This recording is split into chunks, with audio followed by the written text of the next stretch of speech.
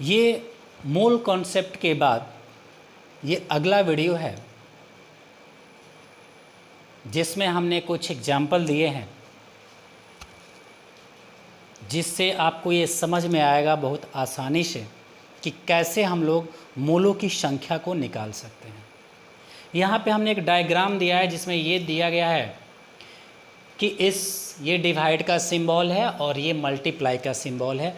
मतलब इन सभी को, इसको डिवाइड करेंगे मोलर मास से तो नंबर ऑफ मोल मिलेगा, इसको डिवाइड करेंगे एवोगाड्रो नंबर से तो हम लोग को नंबर ऑफ मोल्स मिलेगा, और वॉल्यूम जो दिया गया होगा उसको डिवाइड करेंगे इस मोलर वॉल्यूम से तो ये नंबर ऑफ मोल्स मिलेगा, और फिर इसमें जब इनसे मल्टीप्लाई करेंगे तो हम लोग को ये मिलेगा।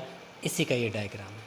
इस डायग्राम में आप देख रहे हैं कि यदि किसी सब्सटेंस का मास दिया गया हो तो उस सब्सटेंस के मोलर मास मतलब एक मोल के मास से जब डिवाइड करेंगे तो हम लोग को मिल जाएगा नंबर ऑफ मोल्स।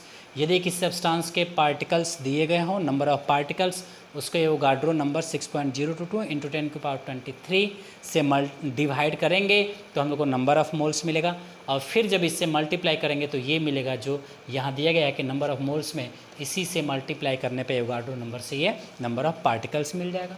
ठीक उसी तरह यदि किसी गैस का एसटीपी पर वॉल्यूम दिया गया हो तो हम लोग मोलर वॉल्यूम 22.7 लीटर से डिवाइड करेंगे तो नंबर ऑफ मोल्स मिलेगा, और फिर इस नंबर ऑफ मोल्स में इसी मोलर वॉल्यूम से मल्टीप्लाई करेंगे तो हम लोग को ओरिजिनल जो पहले वाला है वो हम लोग को यहाँ पे उस गिवन गैस का वॉल्यूम मिल जाता है। अब कुछ आपको एग्जाम्पल दिए हैं, इस एग्जाम्पल्स की सहायता से आपको भी नंबर ऑफ मोल्स निकालने आ जाएगा।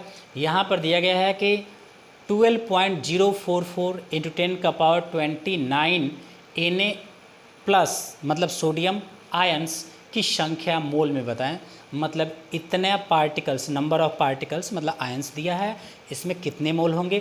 तो ये गिवन नंबर ऑफ पार्टिकल्स हुआ जो दिया हुआ है, हम लोग को एवोगाड्रो नंबर, ये पार्टिकल्स के लिए तो एवोगाड्रो नंबर 6.022 × 10⁻23 से मल्टीप्लाई करेंगे तो फिर हम लोग को डिवाइड करेंगे तो नंबर ऑफ मोल्स मिल जाएगा।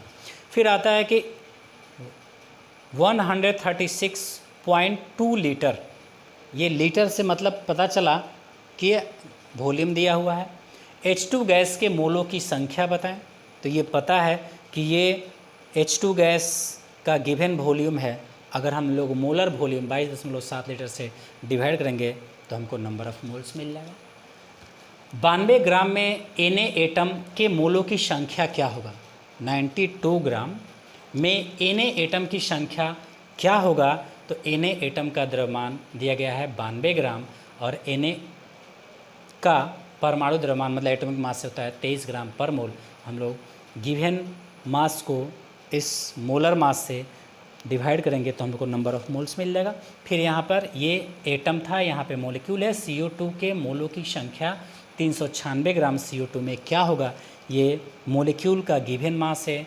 इसमें हम लोग CO2 के मोलर मास से डिवाइड करेंगे तो नंबर ऑफ मोल्स मिल जाएगा। तो CO2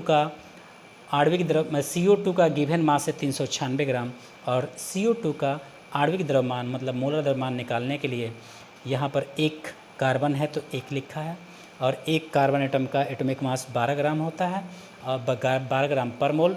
एक ऑक्सीजन एटम की संख्या 2 है और ऑक्सीजन एटम का एटॉमिक मास होता है 16 ग्राम पर मोल।